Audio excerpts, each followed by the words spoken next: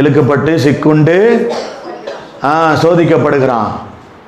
அதுக்கு என்ன ஆயிருது? அதுக்கு பிறகு இச்சையானது கற்பம் தரித்து பாவத்தை பிறப்பிக்க ஆண்டவர் சொல்றாரு, அந்த பாவத்தை கொண்டு வந்து இங்க பலியிடுறதுக்கு நீ ஆண்டவரை பாடி எதுக்கு தெரியுமா துதிக்க வைக்கிறாரு?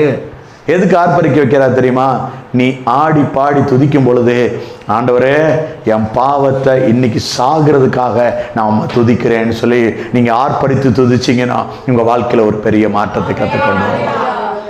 எல்லாராலையும் ஜெயிக்க முடியாதாங்க, எல்லாரும் போராடி தான் வரோம். ஆனா நீங்க பாடி துதிக்கும் போதே அத்தனை ஜெயமும் உங்ககிட்ட வந்துடும்.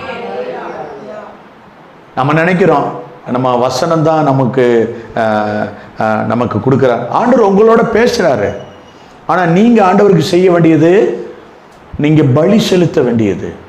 ஆண்டவர் பாருங்க, ஆபிரகாம் கும்பிடும்போது நீ மோரியா தேசத்துக்கு வந்து நான் காண்பிக்க இடத்துல வந்து தான் நீ பலி செலுத்தணும்னாரு. எங்க வந்து பாவத்தை சாகடிக்கணும், அந்த குழந்தைய வெட்டணும், பலி கொடுக்கணும், தேவன் காண்பிக்கிற இடத்துல.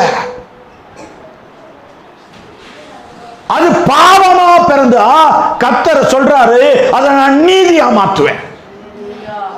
அந்த பாவத்தை என்ன செய்வேன்? ஒழித்து உனக்குள்ள நீதியை கொண்டு வருவேன். நீங்க எதுல ஜெயிச்சு வரீங்களோ அதுல வெற்றியை கொடுக்க, கர்த்தர் பலத்தை கொடுக்க, அந்த வர்ஷிப் வேளையில அபிஷேக வல்லமை இறங்கி அதுல உங்களுக்கு ஜெயத்தை கொடுக்கும். அதனாலதான் வர்ஷிப் எடுக்கிறோம். நம்ம ஆராதனை பாடல் முடிஞ்ச உடனே வர்ஷிப்ல நம்ம துதிக்க அபிஷேக பாடல்ல இறங்கும் பொழுது எல்லா கட்டுகளையும் இயேசு முறித்து போடுகிறார். ஏன்னா உங்களால ஜெயிக்க முடியாதுன்னு அதுக்கு தெரியும் ஆண்டவருக்கு. பரிசோதனை முடிவிலே அவன் தேவனுக்கு பயந்தவன் என்று ஆபிரகாமை தேவன் கண்டார். அல்லேலூயா.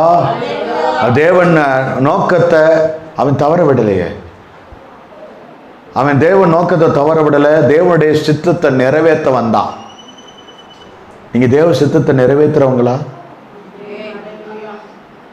உங்க பாவத்தை விட்டுருங்க, கொண்டு வந்து பலி செலுத்துங்க.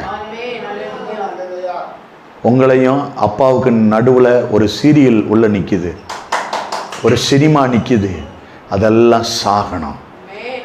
அது உயிர் பெற்று நிக்குது பாருங்க. கர்த்தர் சொல்றாரு, உனக்கு நான் உன்னை அழைக்கும் போது ஒரு காரியத்தை, ஒரு திட்டத்தை உன்கிட்ட சொல்லியிருப்பேன், உன் காதில் உங்ககிட்ட போட்டிருந்திருப்பேன்.